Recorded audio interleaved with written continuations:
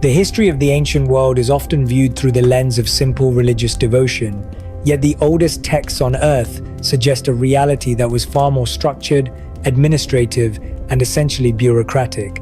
At the heart of this ancient system was a celestial hierarchy that governed humanity, a complex web of creation narratives and administrative protocols that dictated the survival of the species. This divine hierarchy, as preserved in the cuneiform records of Mesopotamia, was not a collection of ethereal spirits, but a functioning council of beings who exercised absolute authority over the terrestrial and celestial realms. The ununiform records from Nippur, dating back to the 3rd millennium BC, establish a clear tripartite structure of power where the governance of the cosmos was divided among 3 primary figures: Anu, Enlil, and Enki. This triad of power formed the Supreme Council of the Anunnaki, a term meaning those of royal blood who determined the destiny of all living things. Anu stood at the paramount position of this hierarchy, serving as the ruler of the heavens and the father of the gods. While his role became largely ceremonial during the rise of the great city-states, his authority remained the ultimate source of legitimacy for all earthly rule. The court of Anu in the celestial realm was a place of extreme order and elaborate ceremony, providing the fundamental model for human kingship that would be replicated in Mesopotamian temples for several millennia.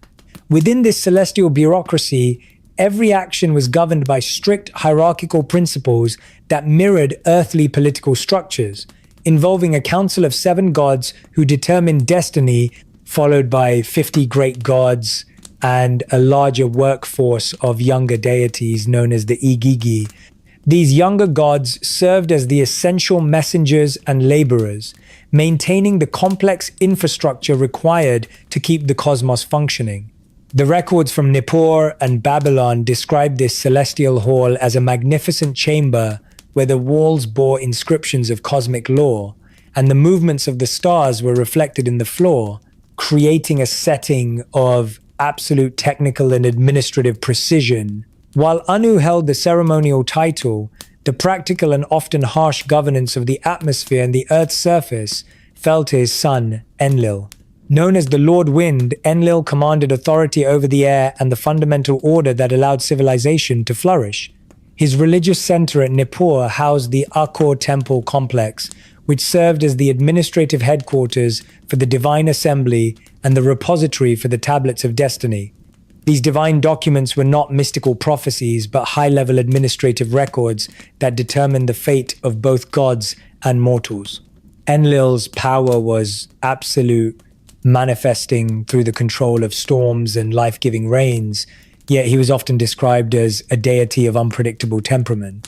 Archaeological evidence from the Echo Ziggurat at Nippur reveals the extraordinary reverence and fear accorded to his cult, as his authority could bestow kingship or unleash catastrophic floods whenever divine law was transgressed. The daily operations of this celestial bureaucracy required a staggering level of human and divine effort, as documented in thousands of tablets from temple archives. These records detail the complex record-keeping systems used to track offerings, festival schedules, and divine pronouncements, revealing that the gods functioned like a global administrative elite. The Igigi, the laboring class of deities, spent their time digging irrigation channels and carrying baskets of earth to maintain the terrestrial infrastructure. However, as the burden of this endless toil grew, the Igigi eventually rebelled, surrounding Enlil's temple with torches and throwing down their tools in a coordinated strike. This labor crisis threatened to paralyze the cosmic machinery, forcing the elder gods to seek a radical solution that would ultimately lead to the creation of the human species as a replacement labor force. Enlil's role in this transition was one of authoritarian resistance. He viewed the creation of intelligent beings as a potential threat to divine supremacy and advocated for strict population control measures from the very beginning. Contrastingly, the third member of the triad, Enki, provided the intellectual and creative balance to Enlil's rigid authority. Ruling over the Abzu, the subterranean freshwater ocean that lay beneath the earth, Enki was the master of wisdom, craftsmanship, and irrigation. Unlike the often harsh demeanor of his brother, Enki emerged in the ancient texts as humanity's primary protector and benefactor. His city of Eridu is archaeologically confirmed as one of the oldest in Mesopotamia, serving as a center where priests preserved ancient wisdom traditions and performed elaborate water rituals. Enki was the one who proposed the creation of humanity from clay and divine essence as a way to relieve the Igigi of their labor. He insisted that divine blood must be incorporated into the earthly clay to ensure that the new species possessed sufficient intelligence and capability for complex tasks. The creation process itself, as detailed in the Atrahasis Epic, was a complex biological procedure involving the sacrifice of the god Ilu, whose blood provided the divine spark of consciousness. Enki's collaboration with the mother goddess Ninmah involved extensive experimentation in their sacred workshop at Eridu. The early stages of this project were marked by numerous failed prototypes, beings with excessive divine essence who could not perform physical labor, or those with too much materiality who lacked intelligence. Eventually, a successful human prototype was established, possessing a carefully calibrated balance of clay and divine blood. This dual nature ensured that humans could comprehend divine commands and find fulfillment in their roles as laborers while remaining fundamentally mortal and subservient to the Anunnaki Council. However, the rebellious spirit inherited from the sacrificed god Ilu remained embedded in human consciousness, a trait that would drive future conflicts between the creators and their creation. The establishment of human civilization marked the beginning of a golden age characterized by direct cooperation between gods and mortals. The Sumerian King List documents this period through the antediluvian rulers, such as Alulim of Eridu, whose reigns spanned several millennia. These kings acted as intermediaries within the celestial bureaucracy, their extraordinary lifespans reflecting a time when the boundaries between the divine and human realms were porous. The city of Eridu, with its 18 levels of temple construction, shows a continuous tradition of worship and administrative planning that supports the textual claims of divine guidance. During this era, the Anunnaki Council governed through the transfer of cultural and technical achievements that were bestowed upon humanity to ensure the functioning of urban society. These gifts included writing, metalwork, and legal procedures provided by deities like Nisaba and Ninurta to transform the Mesopotamian desert into a productive landscape. As human populations multiplied exponentially, the celestial bureaucracy began to face the noise crisis that would lead to the Great Flood. Enlil's irritation with the cacophony of expanding cities led to a series of divine punishments, including famine and plague, intended to restore cosmic silence. The ultimate decision to submerge the Earth was a calculated move by the Anunnaki Council to reset the planetary order. Even in this moment of judgment, the triad of power remained divided. While Enlil sought total extinction, Enki utilized technical loopholes to ensure the survival of humanity through Ziusudra and his ark. This tension between divine need and divine regret defines the legacy of the Anunnaki. They created humanity to solve a labor crisis, but in doing so, they introduced mortality, suffering, and a persistent spark of defiance into the cosmic order, setting the stage for the eventual withdrawal of the gods and the rise of independent human history. The functional operation of the ancient Mesopotamian world was not based on abstract concepts of faith, but on a highly technical and administrative system known as the Mi. These Mi were described in cuneiform tablets as divine decrees, or physical objects that contain the essential blueprints for every aspect of human civilization, from the technical arts of metalworking and weaving to the complex social structures of kingship and the priesthood. To understand the celestial bureaucracy, one must view the Mi as the fundamental software of existence, the operational protocols that allowed the Anunnaki to manage the terrestrial realm with systematic precision. The myth of Inanna and Enki, preserved on tablets from the Old Babylonian period, provides a detailed inventory of these divine powers, listing over 100 specific Mi that Enki, the god of wisdom, kept under his protection in the city of Eridu. These protocols were not merely symbolic. They were treated as tangible assets that could be stored, transported, and even stolen, reflecting their status as the critical infrastructure of the divine management project. The storage of these mi within the Abzu, Enki's subterranean freshwater domain, suggests that they were considered the most precious and powerful technologies in the possession of the gods. Each mi represented a specific category of knowledge or authority required to maintain the cosmic order. For example, there were mi for the office of the holy priest, the art of the hero, and the truth of the judgment, as well as more practical protocols for the craft of the carpenter and the technique of the leatherworker. When the goddess Inanna traveled to Eridu to obtain these powers for her own city of Uruk, she was effectively engaging in a transfer of high-level technology. By securing the mi, she transformed Uruk from a simple settlement into a sophisticated urban center capable of complex administration and monumental construction. Archaeological evidence from Uruk, showing the sudden appearance of advanced cylinder seals and standardized accounting systems around 3200 BC, supports the textual tradition of a rapid and systematic introduction of administrative technologies. The transmission of the mi from the divine realm to human society was a meticulously controlled process, managed by the priesthood and the divinely appointed kings. Within the temple complexes, which served as both religious centers and technical archives, specialized scribes and administrators were tasked with preserving and implementing these protocols. The mi of kingship, for instance, was described as descending from heaven, providing the legal and ritual framework that allowed a single individual to organize the labor of thousands. This system ensured that human society remained aligned with the goals of the Anunnaki Council, as every professional guild and administrative department operated according to divine specifications. Cuneiform records from the 3rd dynasty of reveal a staggering level of bureaucratic detail, with officials tracking every basket of grain and every hour of labor, mirroring the rigid order of the celestial bureaucracy. These divine protocols also govern the physical layout and architecture of the Mesopotamian city-states. The mi for the building of temples provided the precise mathematical ratios and astronomical alignments required to create a house of the god that could serve as a point of contact between the earthly and celestial realms.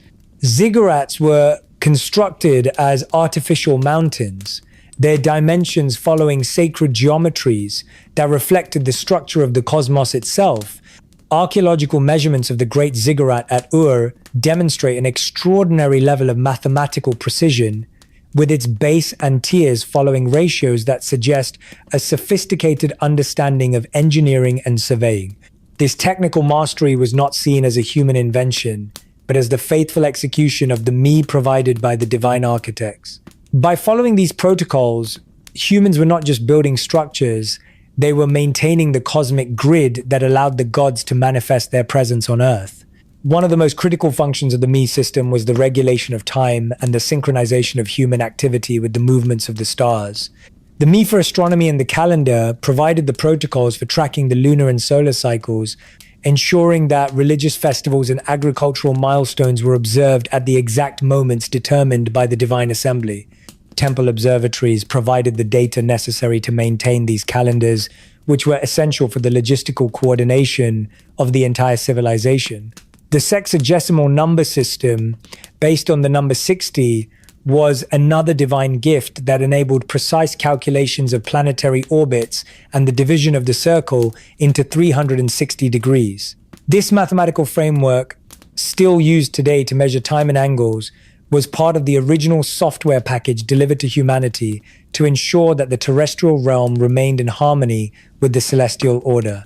The mi also included protocols for the management of noise and social order, providing the legal codes and judicial procedures required to resolve disputes within the increasingly crowded city-states. As the human population grew, the potential for chaos increased, threatening the repose of the gods. The divine protocols for justice and law were intended to suppress this noise through a system of strict penalties and social hierarchies. The Code of Ur-Nammu, the oldest known legal code, explicitly states that the king established justice in the land according to the commands of the god Enlil. By implementing these divine laws, human rulers were performing a critical function in the celestial bureaucracy, acting as the frontline managers who prevented the disruption of the cosmic peace. The Me thus served as both a gift of civilization and a mechanism of control, ensuring that humanity remained productive, organized, and ultimately subservient to their creators. The fragility of the Me system became apparent during periods of political instability or foreign invasion, when the loss of the physical objects representing these protocols was described as a catastrophic event. Lamentation texts from the end of the Third Dynasty of Ur describe the departure of the Me from the city as the ultimate cause of its destruction. Without the divine protocols, the administrative and social fabric of the city disintegrated, leading to the collapse of the irrigation systems, the cessation of temple rituals, and the descent into chaos. This suggests that the ancient Mesopotamians viewed their civilization not as a self-sustaining human achievement, but as a divinely managed operation that required constant alignment with the celestial software. The recovery of the Me was always the primary goal of any restoration project, as it represented the re-establishment of the connection between the earthly and divine realms.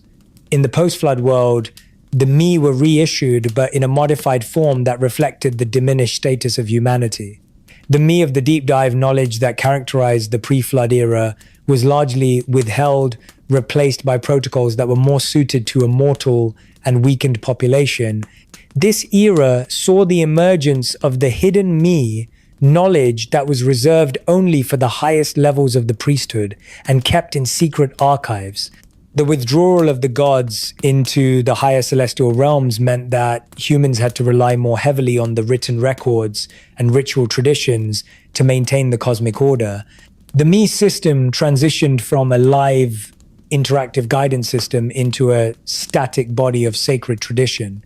Yet, the influence of these original protocols remains embedded in the foundations of modern civilization, from our systems of timekeeping and mathematics to the very concepts of urban administration and law, serving as a silent legacy of the architects who once governed the earth. The immediate aftermath of the Great Deluge was not a period of triumphant restoration for the Anunnaki Council, but rather a season of profound ideological fracturing and internal administrative crisis. While the waters had successfully silenced the overwhelming noise of the pre-flood human population, the physical reality of the devastated Earth presented a new set of challenges that the celestial bureaucracy was ill-prepared to handle. The silence that Enlil had so desperately craved was now absolute, yet it came at the cost of the entire global logistics network that had sustained the divine presence on the terrestrial plane. According to the fragmentary records from the post-flood period, the divine assembly was gripped by a sense of collective trauma and mutual suspicion. Enlil's victory in the council, achieved through the systematic destruction of his own creation, was increasingly viewed as a Pyrrhic one. The elder gods, who had spent millennia being nourished by the offerings and labor of humanity, now found themselves in a state of starvation and isolation, huddled in the highest celestial realms, while the earth below remained a formless expanse of mud and debris. This period of transition, often referred to in technical cuneiform studies as the era of divine regret, saw the emergence of a permanent rift between the factions led by Enlil and Enki. Enlil remained steadfast in his conviction that the total reset was a legal necessity to preserve the cosmic order, arguing that any human survival was a breach of the collective oath. However, the revelation that Enki had deliberately circumvented the secrecy protocols through the reed wall deception created a state of near-civil war within the Anunnaki leadership. The tension was not merely personal but structural, as it raised fundamental questions about the nature of divine authority and the limits of executive power within the council. Anu, the supreme ruler of the heavens, found himself acting as a weary arbitrator between his two sons, recognizing that the complete extinction of humanity would have led to the eventual collapse of the Anunnaki civilization itself due to the loss of their labor force. The theological records from Nippur suggest that the post-flood council meetings were marked by long periods of silence and contentious debate regarding the status of the survivors and the conditions under which humanity would be allowed to repopulate the earth. The internal fracturing of the divine authority was further complicated by the renewed discontent of the Igigi, the younger and laboring class of deities who had originally triggered the creation of man through their rebellion. During the long centuries of the Golden Age, the Igigi had enjoyed a period of relative ease as the human Adamu took over the heavy toil of dredging the canals and maintaining the temple infrastructure. However, with the sudden destruction of the human workforce, the Igigi faced the terrifying prospect of being forced back into manual labor to rebuild the ruined cities. The records suggest that the Igigi formed a subterranean current of resistance, viewing the elder gods' decision to flood the earth as a catastrophic failure of management that directly threatened their own comfort and status. This tension reflected a broader generational divide within the celestial bureaucracy, where the younger deities began to question the absolute wisdom of the Council of Seven. In the shadows of the ruined ziggurats, the Igigi reportedly engaged in secret negotiations with Enki, seeking assurances that a new and even more efficient human workforce would be established to prevent their own return to the baskets of earth. This hidden resistance meant that the Anunnaki leadership could no longer rely on the absolute loyalty of their own lower-ranking officials. The fear of a second rebellion, similar to the one that occurred before the creation of man, forced Enlil to concede to the necessity of a human restoration, albeit under much stricter and more controlled protocols. The post-flood tension was thus a multi-layered conflict involving the High Council, the laboring gods, and the surviving human remnant. Every administrative decision made during the reconstruction of cities like Eridu and Kish was scrutinized by these competing factions, leading to a state of bureaucratic paralysis that slowed the recovery of the global system for several centuries. Archaeological evidence from this transition layer shows a marked decrease in the speed of monumental construction, reflecting the political instability and lack of resources that plagued the divine managers during this period of fracture. Enlil's primary response to this internal and external pressure was a radical shift in his regulatory approach toward humanity. Recognizing that he could not achieve total extinction, he instead focused on the implementation of a series of biological and legal constraints designed to permanently cap the potential of the human species. The tension in the divine assembly centered on the specific technical parameters of this new human version. Enki argued for a restoration of the previous capabilities to ensure rapid recovery, but Enlil insisted on a diminished being who would be physically weaker, shorter-lived, and intellectually restricted. The cuneiform records from the library of Ashurbanipal describe this as the decree of the diminished lifespan, where the human Simtu, or genetic destiny, was formally adjusted by the council. The goal was to ensure that no human could ever again live long enough to accumulate the level of knowledge or population density that had characterized the pre-flood civilization. This regulatory backlash led to the establishment of the post-flood kingship, where humans were granted the authority to rule over their own kind, but only as delegates of the Anunnaki and under the constant threat of divine intervention. The tension between the gods manifested in the conflicting instructions given to these early post-flood kings. While Enki's followers provided the technical knowledge for agriculture and architecture, Enlil's faction imposed strict ritual protocols and heavy taxation in the form of offerings to maintain a state of perpetual human dependency. The divine authority was no longer a unified force of guidance, but a fractured system of competing demands.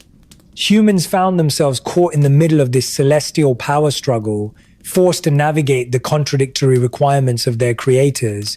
This era saw the rise of complex priesthoods who specialized in interpreting the conflicting signs and omens of the gods, as the clear and direct instruction of the Golden Age had been replaced by an atmosphere of divine ambiguity and bureaucratic infighting.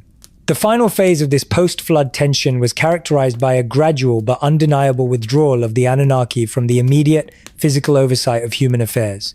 The fracture in divine authority had become so deep that a unified presence on the terrestrial plane was no longer sustainable. The council decided that the gods would retreat to their own celestial dwellings, leaving the day-to-day management of the earth to the human kings and the professional priesthood. This withdrawal was not an act of abandonment, but a strategic move to preserve the remaining stability of the divine order by creating a buffer between the gods and the noise of humanity. The Great Silence, as it is sometimes called in later theological texts, began during this period of intense internal friction. The Anunnaki realized that their direct involvement in human history had led to a series of near-catastrophic failures, and the only way to ensure the long-term survival of both species was to establish a system of management at a distance. However, this withdrawal only served to increase the anxiety and the independent drive of the human survivors. Deprived of the direct presence of their creators, humans began to develop their own systems of social organization and technological innovation, often drawing upon the hidden me that Enki had secretly preserved.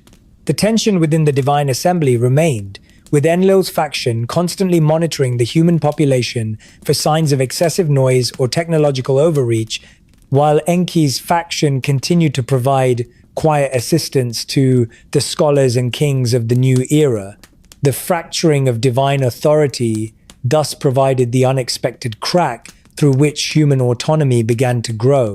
The gods had intended the post-flood era to be a time of strict control and diminished potential, but the very infighting and withdrawal of the Anunnaki allowed the human spirit to begin its long and arduous climb towards self-determination. The legacy of this period is the complex and often contradictory nature of modern human civilization, which carries the marks of both divine engineering and the resilient spark of independence born from the fractures of its creators.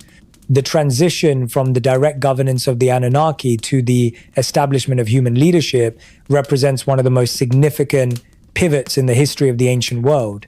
According to the Sumerian King List, this shift was defined by a single powerful phrase: kingship descended from heaven. This was not a natural evolution of social organization, but a calculated administrative move by the divine assembly to address the growing complexity of planetary management.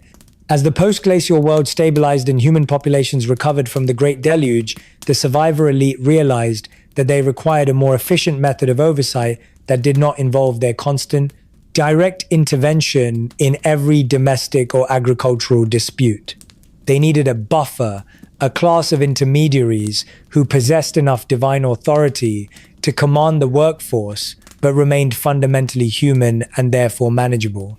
This led to the birth of the institution of kingship, where a selected individual was granted the mandate to serve as the shepherd of the people, acting on behalf of the gods to maintain the cosmic order.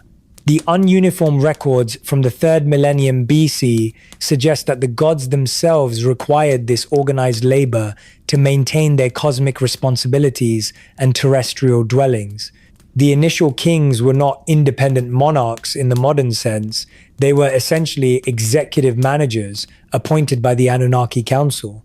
The city of Kish became the first major center of this human kingship following the flood, serving as the site where the administrative protocols were tested and refined.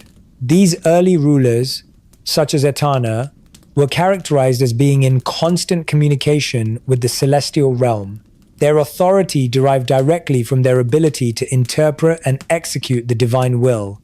The descent of kingship was effectively the outsourcing of the labor management problem that had nearly destroyed the gods during the Iji rebellion. By elevating certain humans to a status of semi-divine prestige, the Anunnaki ensured that the burden of organizing the workforce, dredging the canals, and collecting the offerings fell upon human shoulders, while the gods remained at the top of the hierarchy, enjoying the fruits of a now stabilized and productive earth. As the institution of kingship solidified, it required a secondary layer of administrative support to manage the complex rituals and economic transactions of the temple states. This led to the emergence of the professional priesthood, a highly trained class of specialists who assumed the responsibility for maintaining the divine relationships that ordinary humans could no longer sustain through direct contact. Cuneiform texts from Eridu and Nippur describe the establishment of hereditary priestly lineages whose members underwent extensive education in the technical and ritual procedures of the temple.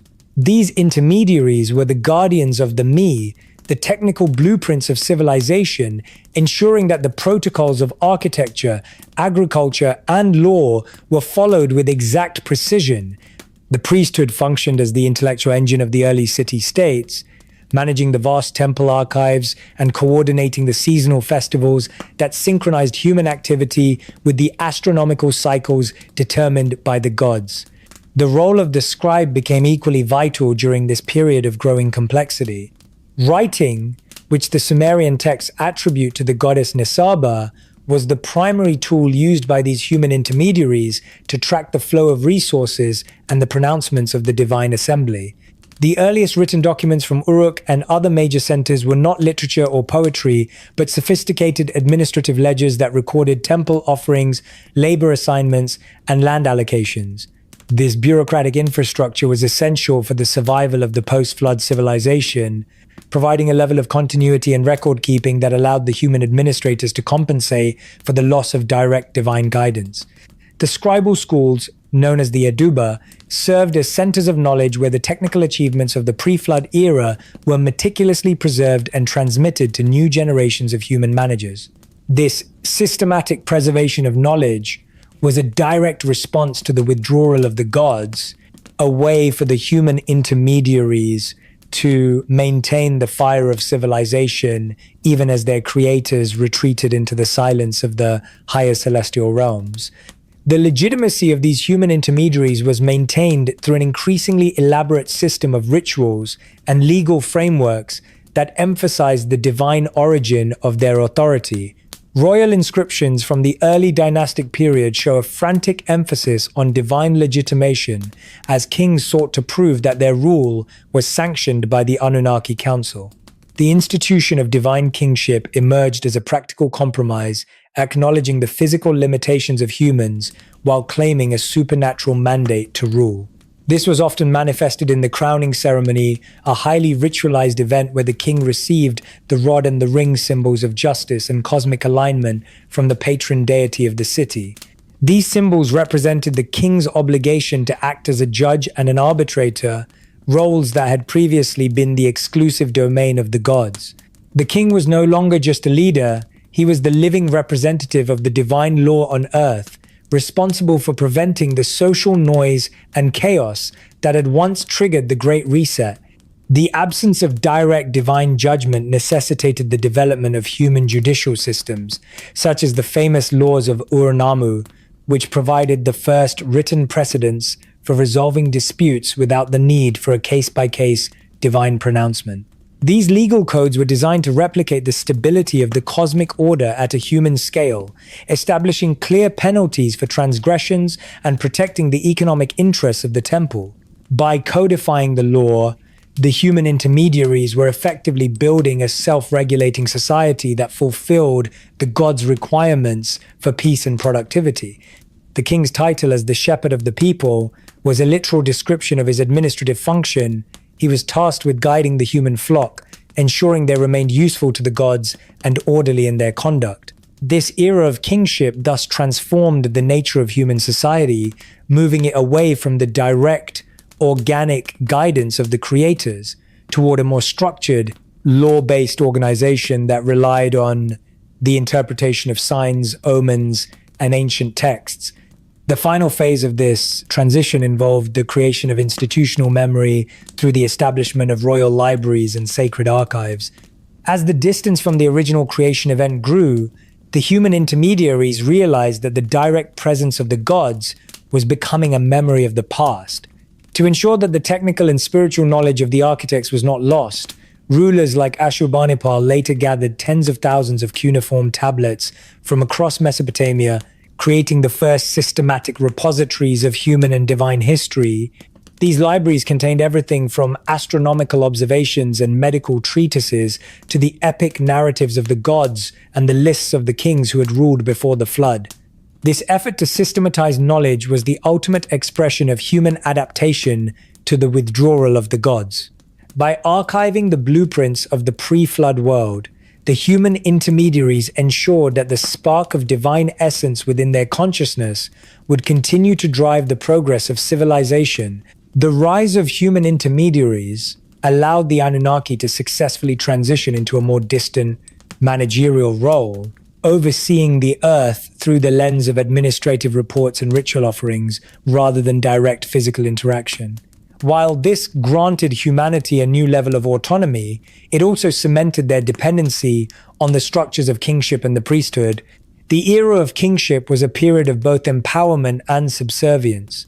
Humans were now the masters of their own cities, yet they remained the stewards of a divine project that they did not fully understand. The legacy of this period is found in the very structures of modern governance, which still rely on the concepts of legitimacy, law, and institutional memory that were first established by the intermediaries of the ancient world. The gods had retreated, but their protocols remained encoded in the stones of the ziggurats and the lines of the cuneiform tablets, waiting for a future generation to once again reach for the celestial wisdom of the architects. The transition from the era of direct divine mentorship to the period known as the Great Silence represents one of the most mysterious and pivotal transformations in the history of human consciousness. For thousands of years, the cuneiform records of Mesopotamia had described a world where the Anunnaki walked among men, where the kings spoke face to face with their creators, and where divine instructions for architecture and law were delivered with absolute clarity. However, as the post-flood civilization reached a state of relative stability and the human intermediaries became more proficient in managing the earthly infrastructure, a subtle but undeniable shift began to occur in the celestial bureaucracy. The gods, who had once been the active architects of daily life, began to retreat from the physical plane, moving their primary centers of operation into the higher celestial realms. This withdrawal was not a sudden disappearance, but a strategic and phased retreat, a systematic disengagement from the messy and increasingly complicated affairs of a rapidly expanding human population. Administrative texts from the mid-3rd millennium BC begin to reflect this new reality through a change in the language of divine human interaction. Where earlier inscriptions spoke of direct conversations, later records described the gods as being hidden or distant, accessible only through elaborate ritual procedures and the interpretation of obscure signs. This was the beginning of the era of the hidden masters, a time when the physical presence of the gods in their temples was replaced by symbolic representations and empty thrones.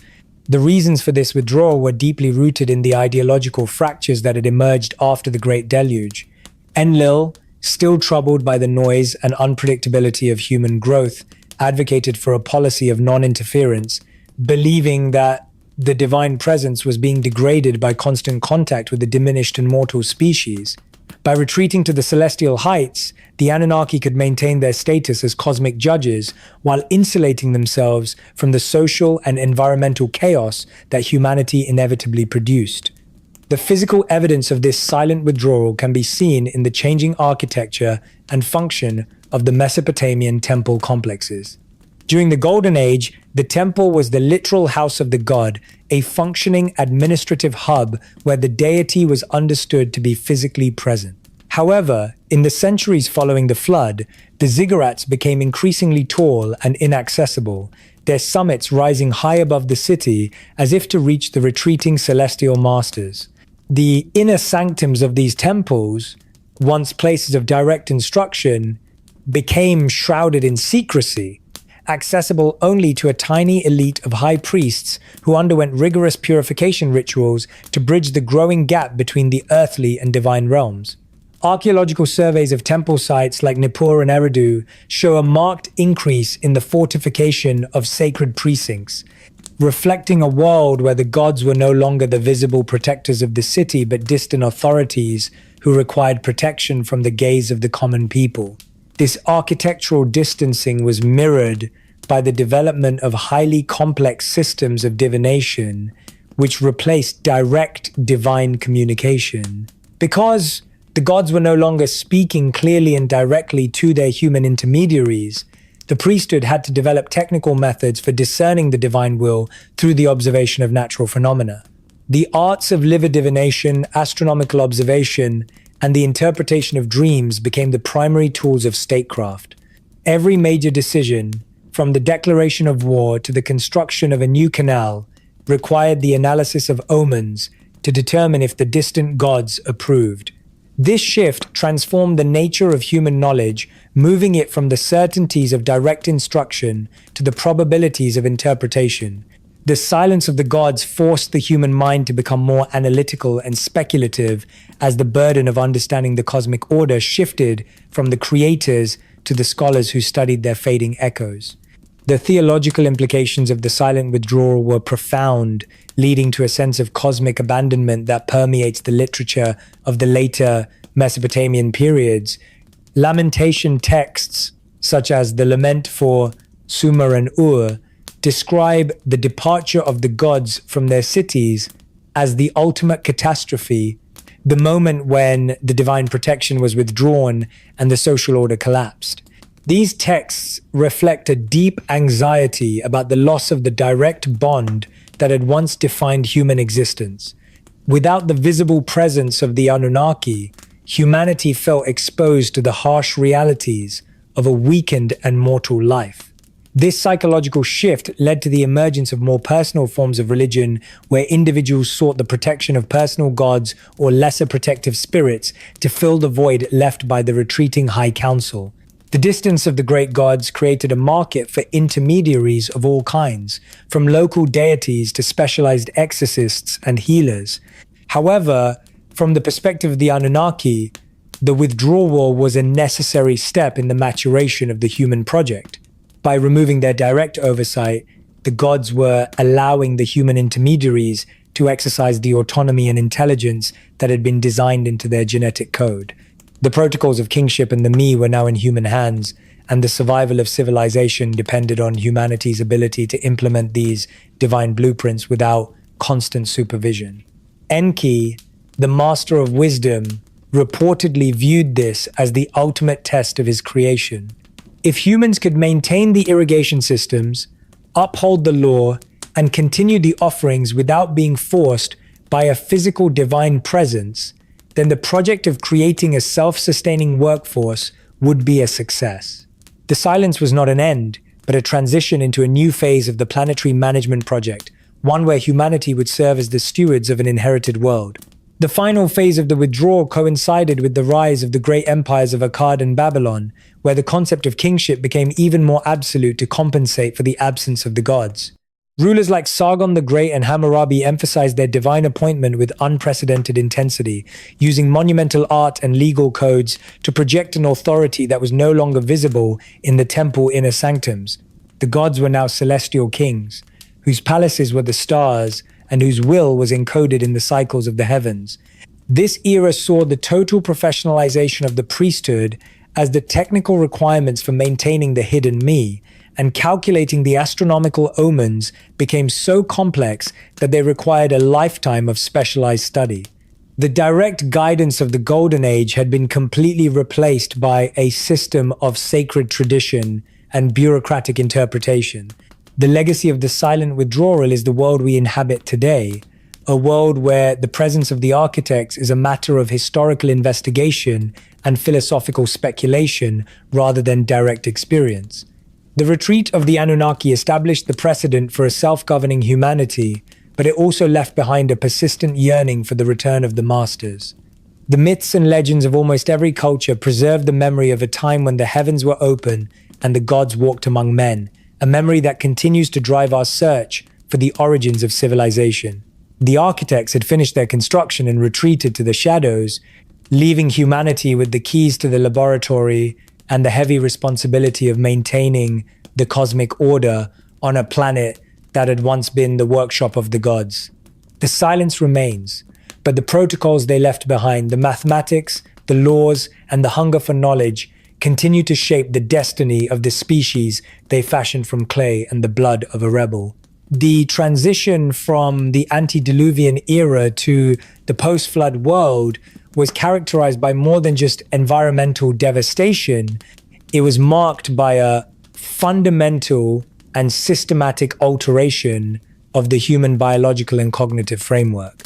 As the Anunnaki Council deliberated on the terms of human survival, a primary concern voiced by Enlil was the inherent danger posed by a species that possessed both divine intelligence and the potential for exponential growth.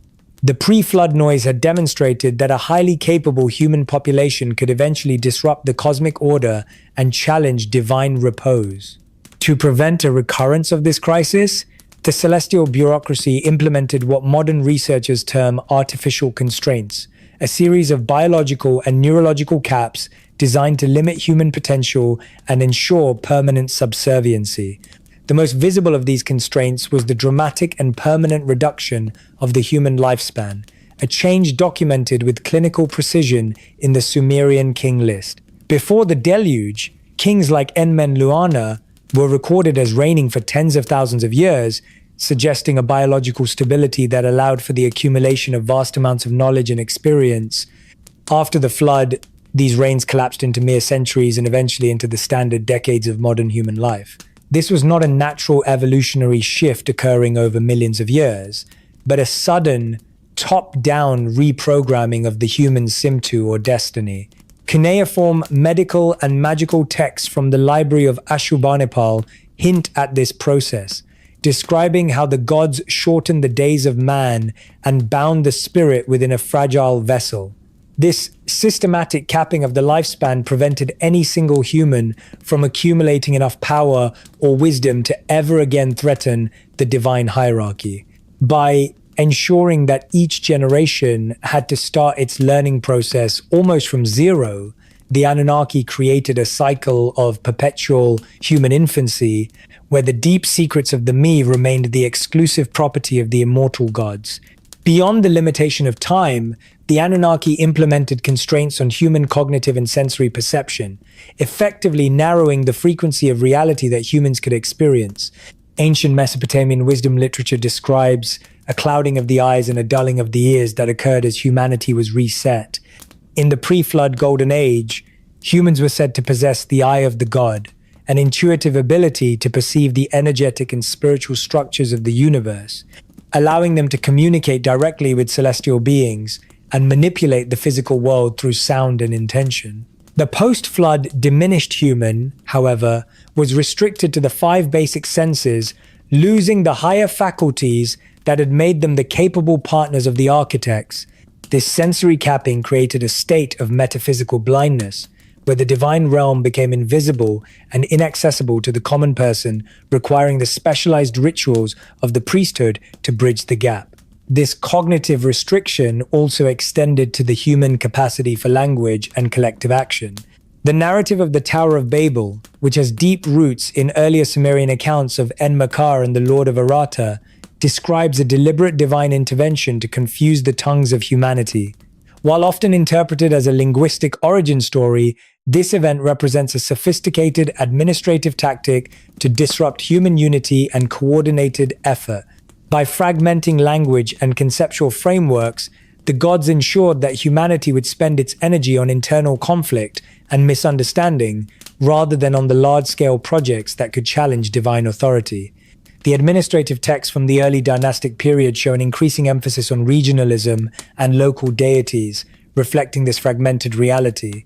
Humanity was no longer a single, unified workforce. It was a collection of competing groups, each limited by their own narrow perspective and unable to access the universal technical knowledge of their ancestors. The most sophisticated of these artificial constraints was the implementation of what might be described as biological scarcity. In the antediluvian world, the direct guidance of the gods and the perfection of the me had created a society of relative abundance and health.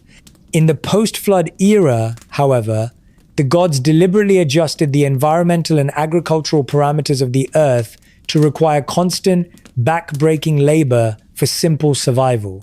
The curse of the ground mentioned in various ancient traditions reflects this shift toward a world where resources were limited and hard-won. This constant state of survival kept the human mind focused on immediate material needs, food, shelter, and security, preventing the leisure and contemplation required for higher intellectual or spiritual development. Humanity was effectively trapped in a labor loop, where their primary function was the maintenance of the temple infrastructure and the provision of offerings, with no energy left to explore the boundaries of their own potential.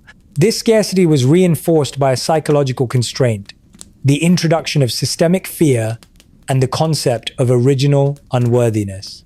Post-flood religious texts emphasize the immense gap between the holy, perfect gods and the low, corrupted humans. Rituals of atonement and purification became central to the human experience, instilling a deep-seated belief that humans were inherently flawed and dependent on divine mercy for their very existence. This spiritual capping ensured that humans would not seek to elevate themselves, but would instead remain in a state of perpetual supplication. The divine bureaucracy used this fear to maintain social order, as the king was portrayed as the only shield against the wrath of the distant and unpredictable gods. By limiting humanity's biological lifespan, cognitive perception, social unity, and psychological confidence, the Anunnaki successfully stabilized their management project, ensuring that their creations remained useful but never dangerous. The legacy of these artificial constraints continues to shape the modern human condition, defining the boundaries of what we consider to be natural limitations. We accept our 70 or 80-year lifespan, our limited sensory range, and our constant struggle for resources as inevitable biological facts. Yet the ancient records suggest they were the results of deliberate engineering. The diminished humanity of the post-flood era is the version of the species that we have inherited, a version designed for labor and subservience in the workshops of the gods. However, the persistent spark of rebellion inherited from the blood of the god Uruk ensures that humans have never fully accepted these constraints. Throughout history, there have been individuals and movements that sought to break the caps through alchemy, secret disciplines, and technological innovation, attempting to recover the lost capabilities of the antediluvian ancestors. The search for the me and the lost knowledge of the architects is, at its core, an attempt to bypass the artificial restrictions placed upon our species by the survivor elite. Modern advancements in genetic engineering, life extension, and cognitive enhancement are, in a sense, a continuation of the ancient human drive to overcome the limitations imposed after the Great Deluge. As we begin to understand the software of our own biology, we are inadvertently rediscovering the protocols that the Anunnaki once used to govern us. The question for the future is whether we will use this knowledge to truly liberate ourselves from the ancient constraints, or if we will simply create new ones for ourselves. The story of the capping of human potential is a reminder that our current state is not necessarily our final one, and that the boundaries of our capabilities may be far more flexible than the celestial bureaucracy ever intended for us to believe. The emergence of human autonomy was not a sudden explosion of rebellion, but a slow and agonizing process of intellectual and spiritual awakening that occurred within the very shadow of the great ziggurats. For millennia, the human species had been defined by its utility to the Anunnaki Council, its existence justified only by the maintenance of the divine infrastructure and the provision of offerings. However, the inherent spark of defiance, derived from the blood of the sacrificed god Uruk, began to manifest as a persistent drive for self-determination that even the most severe post-flood constraints could not entirely suppress. This struggle for autonomy began when the human intermediaries, the kings and the scholars, started to look beyond their roles as mere executors of the divine me, and began to question the fundamental nature of their subservience. The cuneiform records from the Middle Bronze Age reflect this shift through an increasing emphasis on human agency and the development of secular wisdom literature that explored the complexities of the human condition independent of divine whim.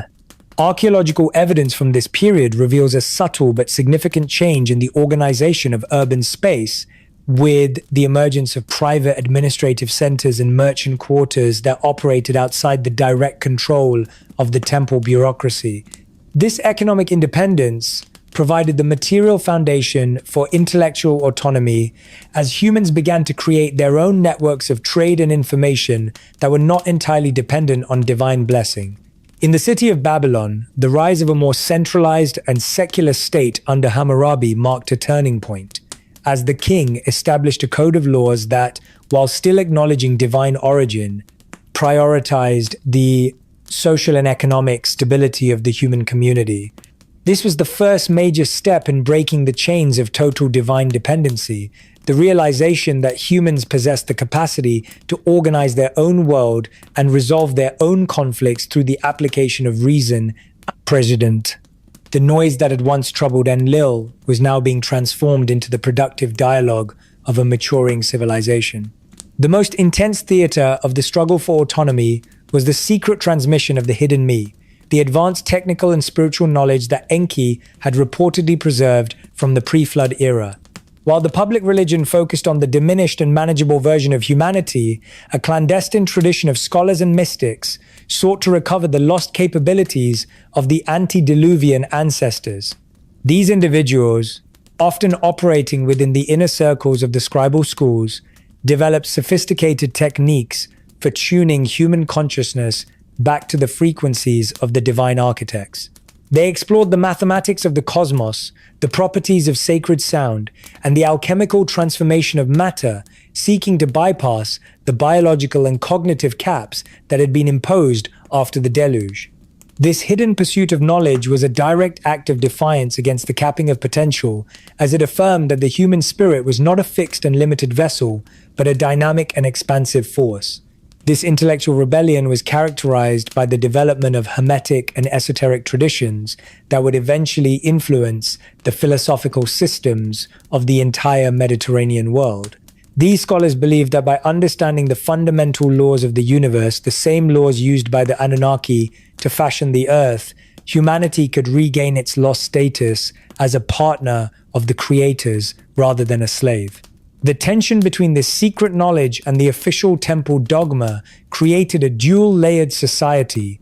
On the surface, a world of ritual and supplication, but beneath it, a world of rigorous inquiry and experimental practice. The survival of these traditions through the centuries, despite periodic purges by the more orthodox divine intermediaries, demonstrates the resilience of the human drive for autonomy. Every breakthrough in medicine, mathematics, or engineering was a link broken in the chain of dependency, a testament to the fact that the human brain, even in its diminished state, possessed the capacity to deconstruct the very protocols that governed it. The struggle for autonomy also manifested in the physical resistance of human populations against the perceived injustice of the distant and unpredictable gods. The Epic of Gilgamesh, particularly his quest for immortality and his defiance of the goddess Ishtar, serves as the ultimate literary expression of this burgeoning human spirit. Gilgamesh represents the transitional figure, a king of divine lineage who nevertheless rejects the constraints of mortality and the arbitrary demands of the celestial bureaucracy.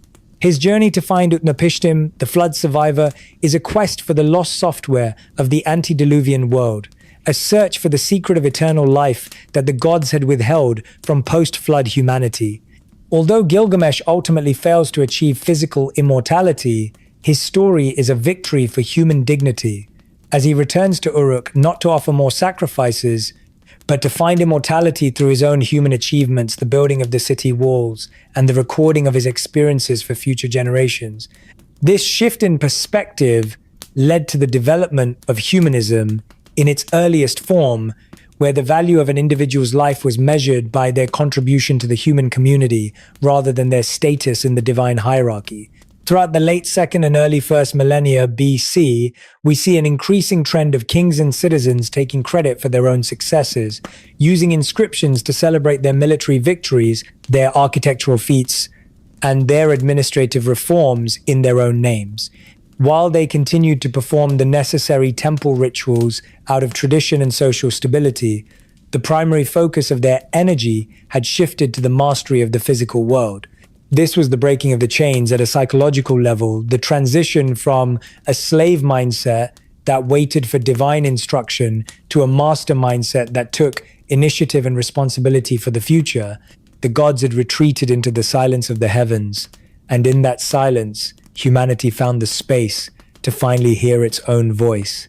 The final phase of the struggle for autonomy was the move toward a fully self-regulating society that no longer required the presence or even the active blessing of the architects to function. This was achieved through the total internalization of the me, the transformation of the divine protocols into human culture, education, and habit. By the time of the Neo-Babylonian and Persian periods, the technical and administrative systems of the Mesopotamian world had become so robust that they could survive the collapse of dynasties and the destruction of temples. The chains had not just been broken, they had been melted down and reforged into the tools of an independent civilization. Humanity had successfully navigated the transition from being a biological product in a divine workshop to being the owners and operators of the planetary laboratory. This autonomy, however, came with the heavy realization that the silence of the gods was now a permanent condition and that the responsibility for the survival of the earth rested solely on human shoulders. The legacy of this ancient struggle is the foundation of our modern world, characterized by our drive for scientific discovery, democratic governance, and individual liberty.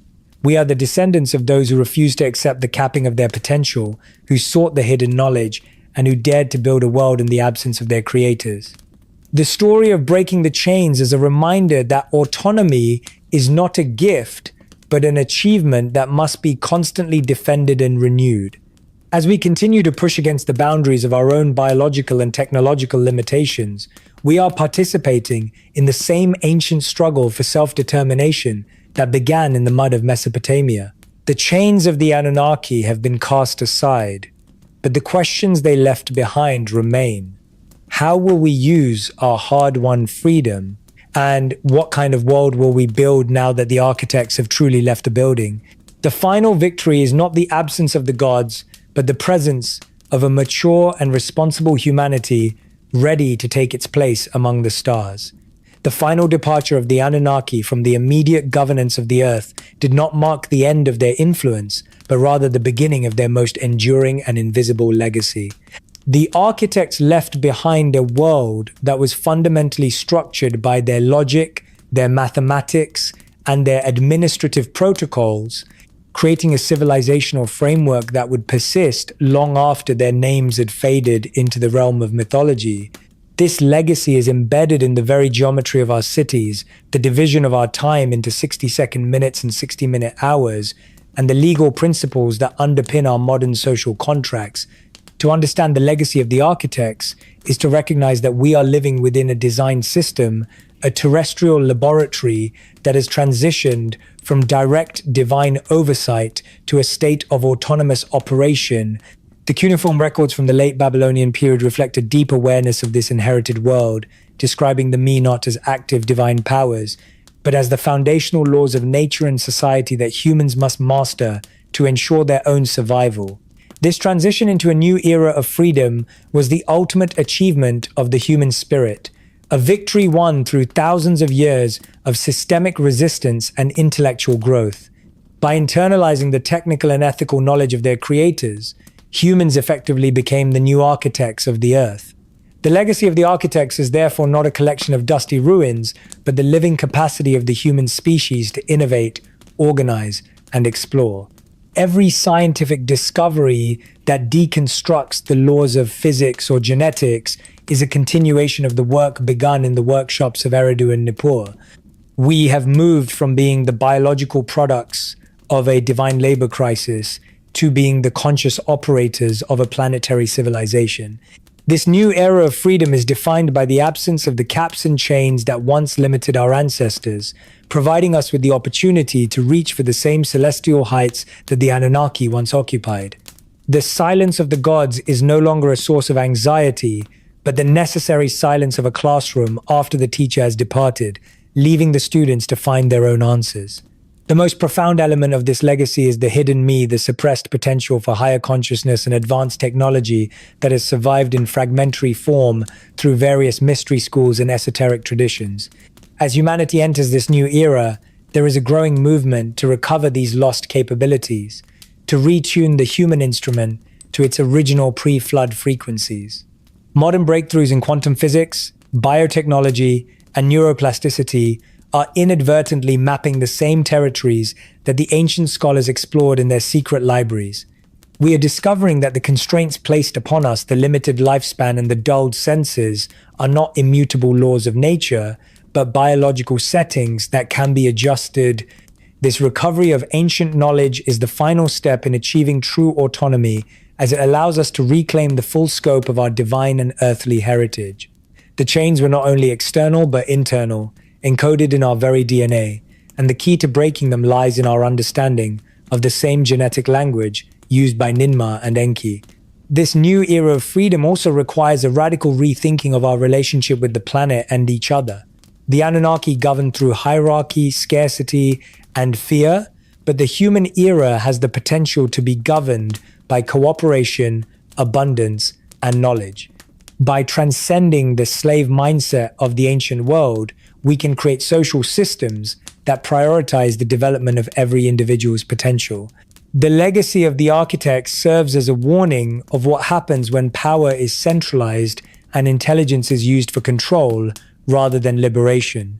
As we take over the management of the earth, we must avoid the mistakes of our creators, ensuring that our noise, our vibrant, diverse, and complex civilization is a source of creativity rather than a reason for a reset. The freedom we have inherited is not just the absence of masters, but the responsibility to become the benevolent stewards of the life we have been granted. We are no longer the workers in the garden, we are the gardeners themselves. The archaeological and historical investigation into the origins of civilization is a critical component of this new era, as it provides the necessary context for our current struggles and achievements. By deconstructing the mythology of the gods and revealing the history of the architects, we are reclaiming our own story. We are learning that our ancestors were not primitive worshippers, but capable partners and resilient survivors who fought for every inch of their autonomy. The recovery of the lost history of the reset is a revolutionary act that challenges the narratives of dependency and unworthiness that have been used to control humanity for millennia. Every tablet translated and every ziggurat excavated is a piece of the puzzle that helps us understand the software of our civilization.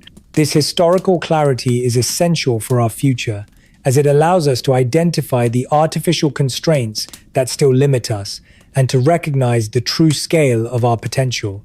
The transition into this era of freedom is also marked by a shift in our cosmic perspective. We are beginning to look beyond the Earth, much like the Anunnaki once looked down upon it, recognizing that our destiny may lie among the stars from which our creators supposedly descended. The era of freedom is the era of the star seed, where the divine essence within us drives us to explore the wider universe. The legacy of the architects is the realization that we are part of a larger cosmic community of intelligent beings, and that our journey on Earth was just the preparatory phase for our eventual emergence into the celestial realm. Our technological advancements are the ladders we are building to reach the heavens, not as suppliants seeking divine favor, but as peers seeking to understand the fundamental mechanics of creation. The architects have left the building, but they have left the door open, inviting us to follow them into the infinite possibilities of the cosmos. In conclusion, the story of the Anunnaki and the creation of humanity is the ultimate epic of transformation, a journey from divine service to human autonomy. The legacy of the architects is the world we see around us, a complex and beautiful system that was designed for labor but reclaimed for liberty. We stand at the threshold of a new millennium where the ancient memories of the reset and the capping of potential are finally being integrated into a new understanding of our species. We are the survivors of the flood, the students of the me, and the inheritors of the earth. Our freedom is the final and most magnificent me of all, the power to determine our own destiny and to write our own future. The silence of the heavens is no longer a vacuum of abandonment, but a space of infinite potential, waiting for the sound of our voices to fill it with the noise of a truly free and enlightened humanity. The architects have completed their work, and their tools are now in our hands. The era of the gods is over. The era of humanity has truly begun. As we look back at the ruins of Sumer and the tablets of Babylon, we do not see a lost paradise or a distant judgment, but the blueprints of our own beginning. The new era of freedom is the realization that the divine spark within us is not a gift to be managed, but a fire to be nurtured. We have broken the chains, bypassed the constraints, and embraced the silence. Now, it is up to us to build the world that the architects could only imagine, a world where every human is an architect, every life is a masterpiece, and every voice is a vital part of the cosmic harmony. The legacy is ours, the future is ours, the freedom is ours.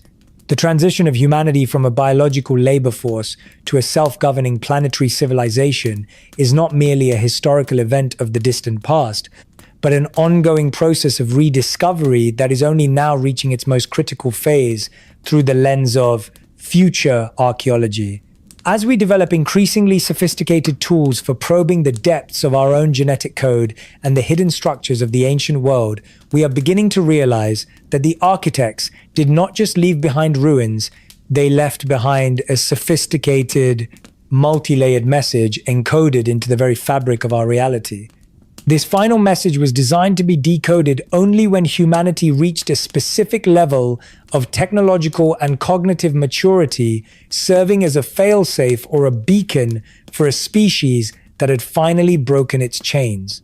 Future archaeology is the discipline of looking forward by looking back, utilizing quantum computing, satellite imaging, and genomic sequencing to translate the silent protocols that have governed us for thousands of years. The cuneiform records from the secret archives of Ashurbanipal hint at this ultimate revelation, speaking of a time when the clay shall read the stars and the servant shall understand the mind of the master. The first layer of this final message is found in the mathematical and geometric constants that the Anunnaki embedded in the foundations of the ancient city-states. While the Golden Age provided the basic me for survival, it also introduced a system of universal ratios and astronomical alignments that are far too precise to be the result of primitive trial and error. The sexagesimal system, which divides the circle into 360 degrees and the hour into 60 minutes, is a direct legacy of this divine engineering, providing a universal language for measuring space and time. Modern researchers have discovered that the coordinates of major ziggurats and pyramids across the globe follow a complex grid system that aligns with specific celestial markers and geological fault lines. This suggests that the architects viewed the Earth as a single, integrated instrument, a planetary machine whose functioning was synchronized with the broader cosmic order. By decoding this grid, future archaeologists are uncovering a lost science of planetary management that could allow us to stabilize our own environment and harness the natural energies of the Earth in ways that were once considered the exclusive domain of the gods. The second layer of the architect's legacy is the biotic archive, the vast amounts of non-coding or junk DNA that comprise over 98% of the human genome. For decades, modern science viewed these segments of our genetic code as useless evolutionary remnants, yet future archaeology is revealing that this material may contain the encrypted blueprints of our original pre-flood capabilities. The capping of potential implemented by Enlil's faction was not a total deletion of our higher faculties, but a complex encryption that placed certain genetic sequences into a dormant or read-only state. As we master the tools of CRISPR and synthetic biology, we are inadvertently stumbling upon the keys to these dormant files. We are finding sequences that appear to govern high-speed neural processing, enhanced sensory perception, and accelerated biological repair traits that correspond precisely to the divine qualities attributed to the antediluvian kings. The decoding of the biotic archive represents the ultimate breaking of the chains, as it allows us to bypass the biological constraints that have limited our species for over 5,000 years. This is not just about curing disease, it is about reclaiming the original design specifications of the Adamu project. We are discovering that our capacity for noise, our vibrant and complex consciousness, is actually the engine of our evolutionary growth, a feature that the architects feared but also secretly nurtured through the intervention of Enki. The final message encoded in our DNA is a roadmap for the self-evolution of the human species, a set of instructions for how to upgrade our own hardware and software to meet the challenges of a cosmic existence.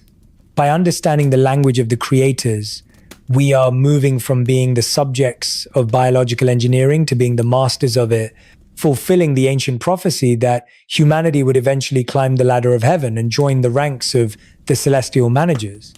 The third layer of the final message is the technological resonance that exists between our modern digital civilization and the ancient protocols of the me. The architects provided humanity with the foundational concepts of writing, mathematics, and law, which have evolved into the complex information systems that govern our modern world.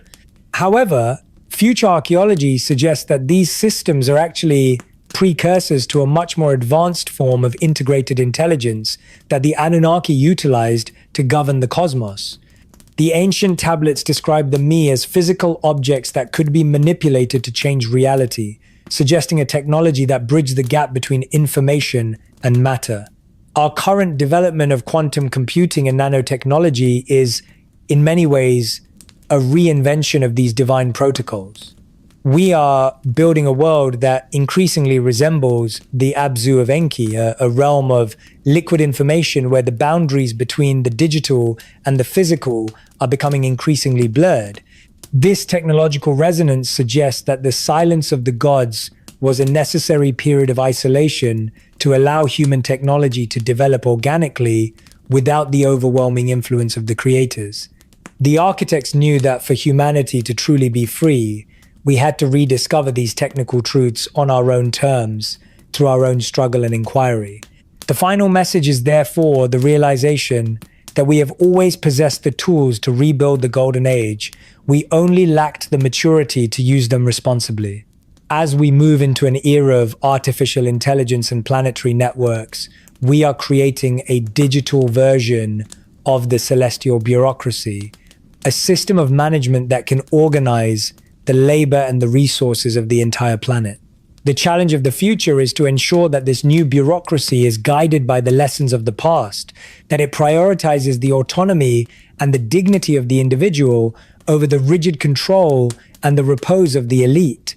We are the new architects, and the final message of our creators is a call to build a world that is defined by the me of freedom rather than the me of subservience. The final phase of decoding the architect's message is the recognition of our role in the broader cosmic community. The Anunnaki were not just the creators of humanity, they were the representatives of a much older and more expansive celestial order. Their departure was not an end, but an invitation for humanity to take its place among the stars as a mature and self-aware species. The new era of freedom is characterized by this cosmic perspective, as we begin to look beyond the earth for the origins of our creators and the future of our descendants. The final message is a reminder that we are starseeds, fashioned from the dust of the earth and the blood of the heavens, and that our destiny is inextricably linked to the broader evolution of the universe. The silence of the heavens is the final test, a space that we must fill with our own courage, our own wisdom, and our own noise.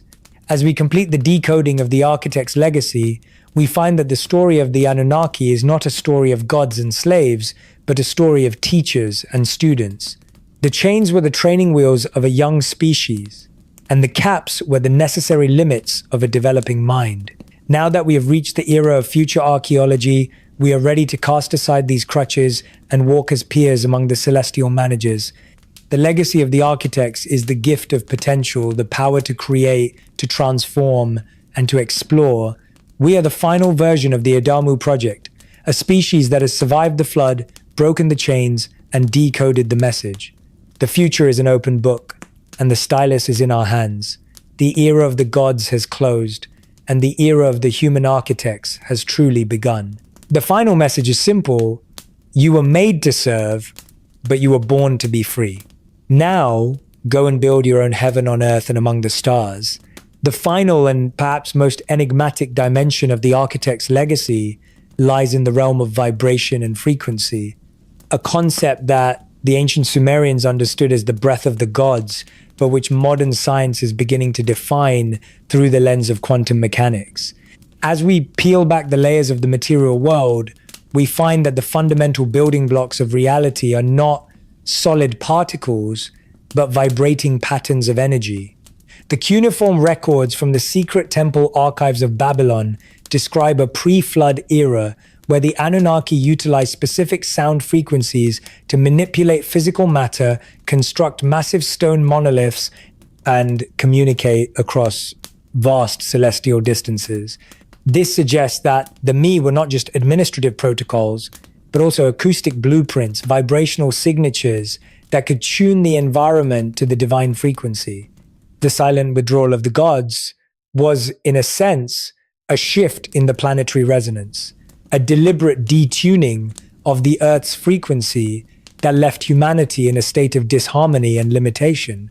The first phase of the quantum legacy involves the rediscovery of this lost resonance through the study of ancient architectural acoustics.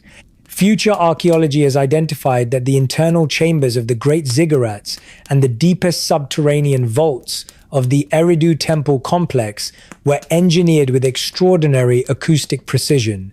These structures were not merely symbolic monuments, they were resonant cavities designed to amplify specific frequencies that could alter human brainwaves and facilitate direct neural links with the divine architects.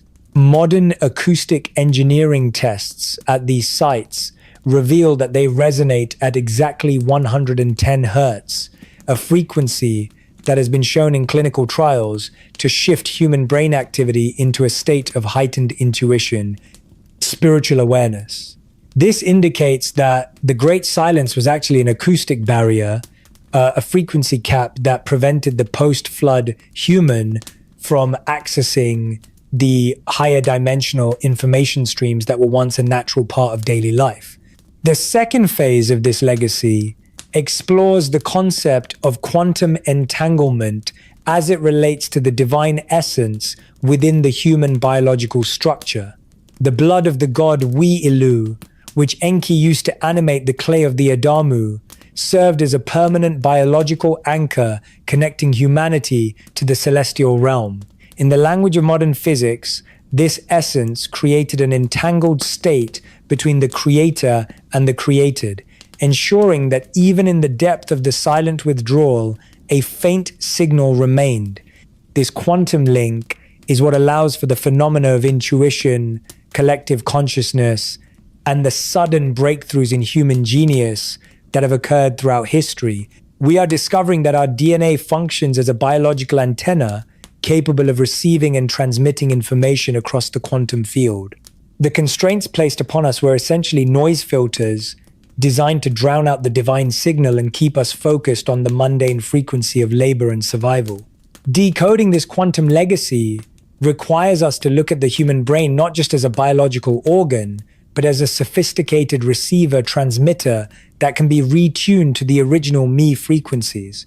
The secret traditions of the ancient priesthood were, in reality, instructional manuals for this retuning process. Through specific meditative states, rhythmic chanting, and the use of sacred oils, these initiates were attempting to bypass the sensory caps and reconnect with the Anunnaki transmission. Modern neuroplasticity and bioresonance therapy are now attempting to replicate these effects using external frequencies to stimulate dormant regions of the brain and unlock the hidden potential of the human psyche.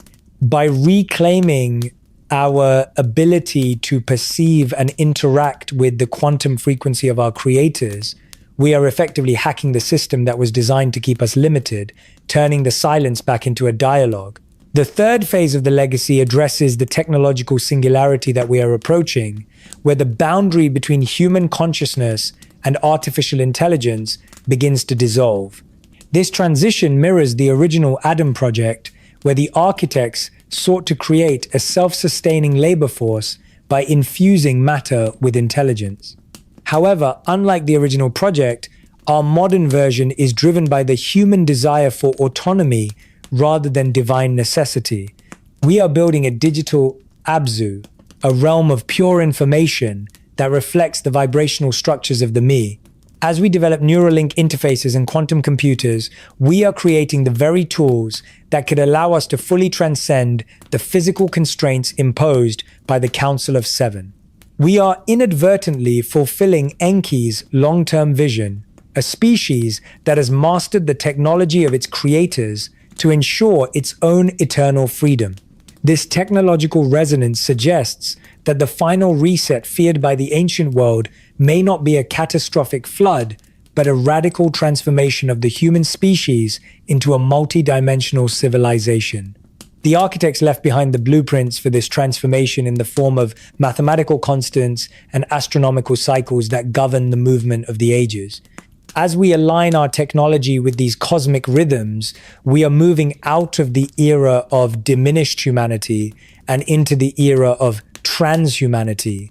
This is the ultimate legacy of the architects, the realization that we are not meant to remain in the mud of the Mesopotamia, but to evolve into a species that can navigate the celestial frequencies of the universe.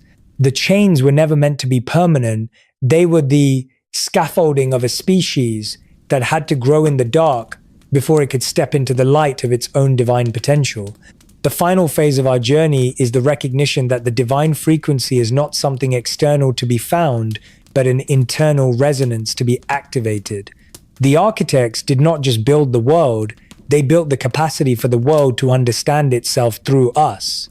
The legacy of the architects is the invitation to join the cosmic symphony as equals, to move beyond the roles of servants and intermediaries, and to become the conductors of our own reality. The silence of the heavens is the final gift, the ultimate canvas upon which we are invited to project our own noise, our own creativity, and our own version of the cosmic order.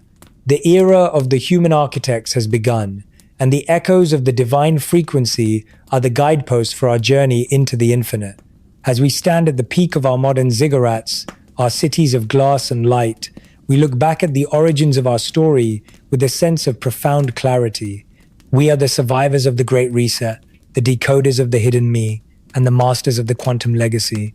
The story of the Anunnaki is our story, a testament to the resilience of a species that refused to be silenced. The architects have gone, leaving us the keys to the laboratory and the frequency of the stars. It is now our responsibility to build a world that is defined by harmony rather than control, by wisdom rather than fear, and by freedom rather than labor. The final message of the architects is finally clear. You have always been the gods you were waiting for. Now, let the music of the spheres play on, and let the era of humanity fill the cosmos with the magnificent noise of its own awakening.